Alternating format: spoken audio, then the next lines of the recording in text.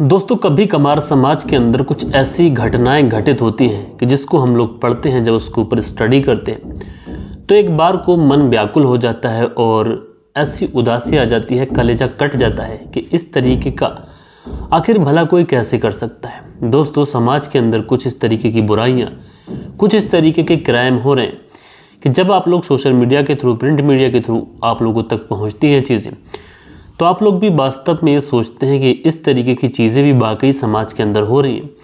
वरना पहले के ज़माने में ये जो चीज़ें थी शायद पहले भी होती होंगी, लेकिन पहले लोगों तक पहुंच नहीं पाती थी।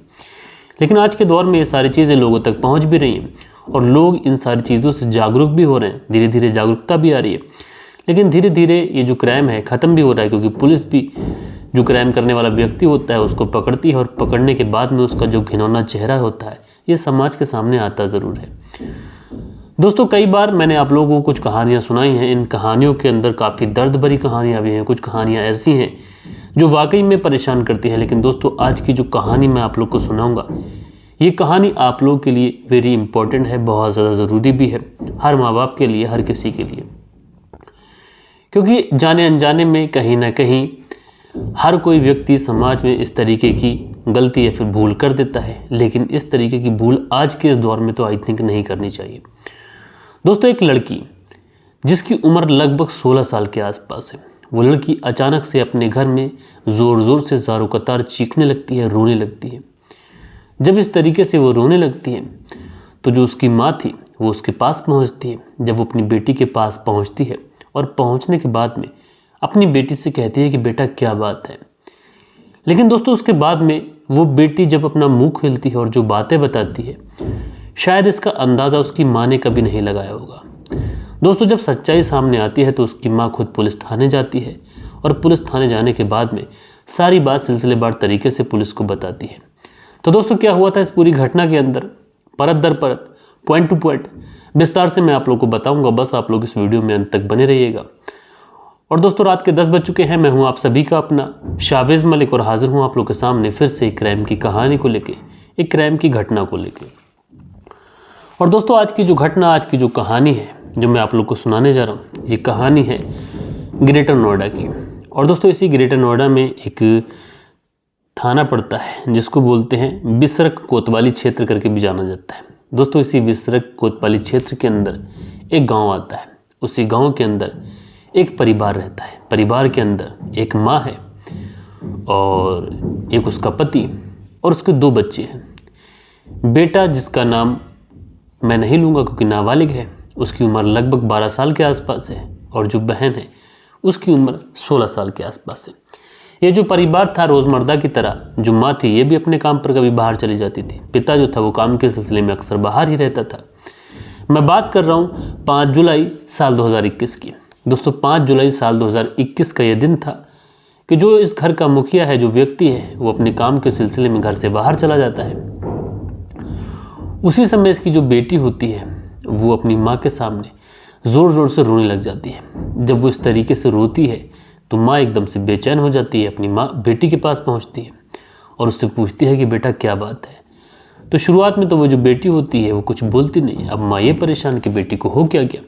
उसके बाद में घर में जाती है, कुछ गैस की टैबलेट लेके आती है, कहीं ऐसा तो नहीं इसके पेट में दर्द है या फिर, क्योंकि वो जो इशारा कर रही थी वो पेट की तरफ कर रही थी।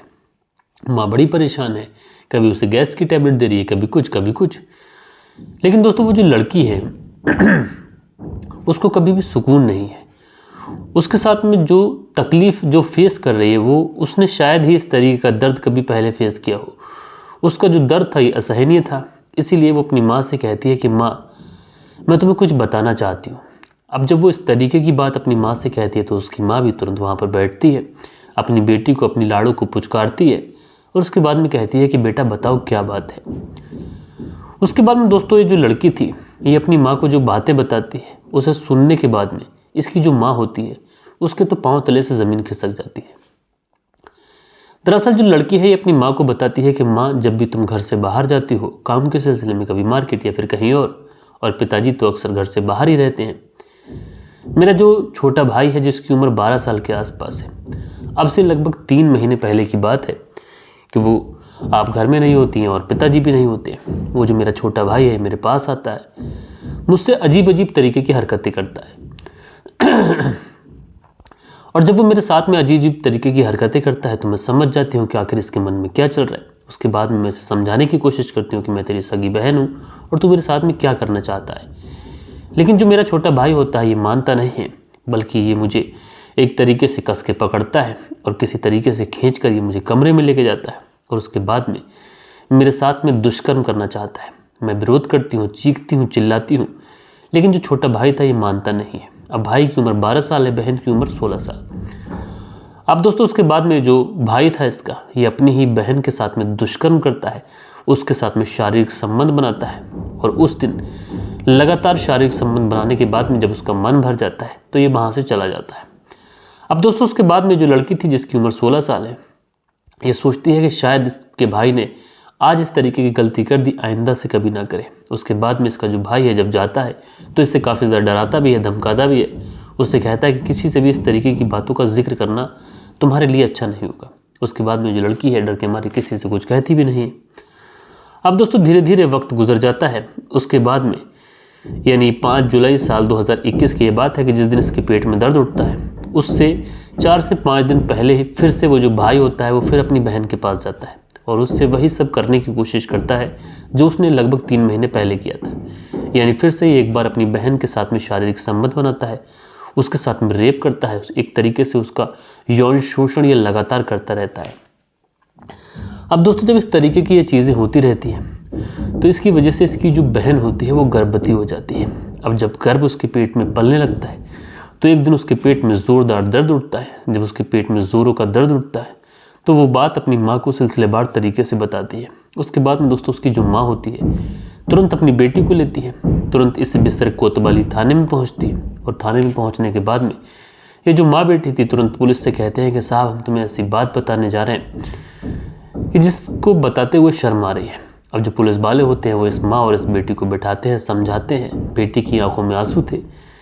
अब पुलिस वाले भी समझ जाते हैं कि मामला गंभीर है, इसलिए पुलिस वाले भी बहुत ज़्यादा इनके साथ में थोड़ा सा फ्रैंक होते हैं और कहते हैं कि घबराने की बिल्कुल भी ज़रूरत नहीं है, तुम्हारे साथ जो भी प्रॉब्लम है, जो भी समस्या है, तुम हमें बताइए।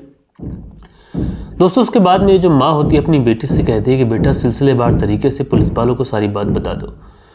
उसके बाद में जो लड़की थी ये पुलिस वालों से कहती है कि साहब मेरा एक छोटा भाई है जिसकी उम्र 12 साल के आसपास है और पिछले 3 महीने पहले की बात है कि उसने एक दिन मेरे साथ में ज़ोर ज़बरदस्ती रेप किया था। उसके बाद से लगातार उसने मेरे साथ में कई बार शारीरिक संबंध बनाए हैं जिसकी वजह से मेरे पेट में गर्भ पल रहा है। अब जब इस तरीके की बातें पुलिस सुनती है तो पुलिस भी वाकई हैरान होती है कि एक सगा भाई और उसकी उम्र भी मात्र 12 साल के आसपास और अपनी 16 साल की बहन के साथ में उसने इस तरीके का दुष्कर्म किया, इस तरीके का कृत्य किया। पुलिस तुरंत रिपोर्ट लिखती है। रिपोर्ट लिखने के बाद में उस बच्चे को गिरफ्तार किया जाता है और गिरफ्तार करने के बाद में उससे भी पूछताछ की जाती है। तो जो मामला था वो पुलिस की नज़र में सच साबित होता है। अब दोस्तों उसके बाद में उस बच्चे को बाल सुधार गृह भेजा गया है और ये जो लड़की है इसकी काउंसलिंग भी की गई है।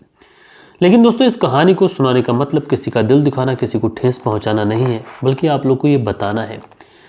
दोस्तों आज का ये युग है इसको हम लोग कल युग भी कहते हैं और इस युग के अंदर अगर आप लोग देखते हैं तो कुछ फैमिली के अंदर भी कुछ इस तरीके के केसेस हमें लगातार देखने को मिलते रहते हैं, कुछ लगातार इस तरीके के क्राइम देखने को मिलते रहते हैं। दोस्तों अगर हम लोग बात करें रेप के केसेस की तो जितने भी रेप के केसेस होते हैं उसमें लगभग 70 से 60% के आसपास वो लोग होते हैं जो रेप में शामिल होते हैं, जो कि जानने वाले होते हैं और 22 से 23% ऐसे केसेस होते हैं कि जिसके अंदर रेप करने वाला व्यक्ति कोई खास होता है। तो बताने का मतलब यही है कि इस तरीके की चीज़ों से अगर बचना चाहता है इंसान तो उसको चाहिए कि पहली बात तो जो माँ होती है घर की उसको अपनी जवान बेटी को यानी 12 से 15 साल की अगर उसकी बेटी हो जाए तो उसको किसी भी हाल में अपने घर में अकेला नहीं छोड़ना, यानी माँ को अपनी बेटी से जुदा नहीं करना है, क्योंकि आज का दौर है ये बहुत ज़्यादा नाजुक दौर है। और मैं सभी माता पिता से गुजारिश करना चाहूँगा कि अपनी बेटियों को खासकर अपने पास ही रखा करें। और आजकल आप लोग देखते हैं कि भाई जैसे जो पवित्र रिश्ता होता है वो लोग भी इस पवित्र रिश्ते को आप लोग देखेंगे शर्मसार करते हुए दिखाई पड़ रहे हैं। तो दोस्तों आप लोग इस पूरी घटना को किस तरीके से देखते हैं और आप लोग इस पूरी घटना के बारे में क्या कहना चाहते हैं, आप लोग के क्या विचार हैं और इन सारी चीज़ों से आखिर किस तरीके से बचा जा सकता है, आप लोग कमेंट्स करके ज़रूर से ज़रूर बताइएगा। और कल के दिन आप लोग के जो भी कमेंट्स आए हैं, अब वक्त होता है कि आप लोग के कमेंट्स पढ़े जाए। सो दोस्तों, हमारे वीडियोस पे जो कल के दिन कमेंट्स आए हैं, इसमें आलोक जी हैं, जो लिखते हैं, ऐसा लगता है कि समाज की जो नैतिक पतन हो रहा है, मर्यादा नाम की कोई चीज़ रही ही नहीं है। तो आलोक जी, आपने इतना बेहतरीन कमेंट्स किया, आपका बहुत बहुत शुक्रिया। विनोद उपाध्याय जी हैं, लिखते हैं, नमस्कार शाबिश जी, भाई कहानी अच्छी लगी, कहानी आप बहुत ही कॉन्फिडेंस के साथ सुनाते हैं, अच्छा लगता है। तो भाई आपका बहुत बहुत शुक्रिया। उसके बाद में जो अगला कमेंट है आनंद इक्का है, लिखते हैं, नमस्कार भाई, कहानी अच्छी लगी। तो आनंद जी आपका बहुत बहुत शुक्रिया। उसके बाद में आर्यन है, लिखते हैं, मिस्टर मलिक, दुनिया में इंसानियत ख़त्म होते ही जा रही है। तो भाई आर्यन जी आपका बहुत बहुत शुक्रिया। उसके बाद में अगला जो कमेंट्स है दिल बहादुर सिंह हैं, लिखते हैं, thank you mister Malik, nice job from London. तो लंदन से भाई हमारी कहानी सुनते हैं, भाई आपका बहुत बहुत शुक्रिया। उसके बाद में जो अगला कमेंट्स है ये है इस्लाम शेख का, लिखते हैं, शाबिश भाई अस्सलाम वालेकुम, मेरा नाम इस्लाम शेख है, मैं यूपी के हमीरपुर डिस्ट्रिक्ट टोन मोदाहा से हूँ। तो भाई आपका बहुत बहुत शुक्रिया कि आप उत्तर प्रदेश के हमीरपुर से हमारी कहानी सुनते हैं। उसके बाद में अनुज गोदारा जी हैं, लिखते हैं, नमस्कार सर जी, अवैध संबंध कैसे भी हूँ उसमें नुकसान ही होता है। भाई आपका बहुत बहुत शुक्रिया। उसके बाद में सुनील झाखर जी हैं, जो सेंट्रल जेल बीकानेर से लिखते हैं, नाम लिखते हैं अपना सुनील चौधरी। तो सुनील चौधरी जी आपका बहुत बहुत शुक्रिया। बालेश्वर बिहारी जी हैं, लिखते हैं, मलिक साहब नमस्कार, रमज़ान रहते हुए भी आप हम लोगों को कहानी सुनाते हैं, अल्लाह आपको और आगे बढ़ाए। चाची और माँ का जो अंतर है ये लोगों की आंखों पर पर्दा पड़ा है। भतीजा नादान है लेकिन चाची को तो समझ होनी चाहिए। थैंक यू सर जी। तो बालेश्वर बिहारी जी आपका बहुत बहुत शुक्रिया। सुनील त्यागी जी हैं, लिखते हैं, अवैध संबंध बहुत बड़ी बीमारी है। रीनू सुनील त्यागी श्याना बुलंदशहर से। तो आप दोनों पति पत्नी का बेहद शुक्रिया। उसके बाद में अकरम खान है, लिखते हैं, हमजा खान आपसे अच्छी वीडियो कोई भी नहीं बनाता मगर व्यूज़ नहीं रहे, मैं आपका हर शो देखता हूँ डेली कबीर नगर से। तो भाई आपका बहुत बहुत शुक्रिया।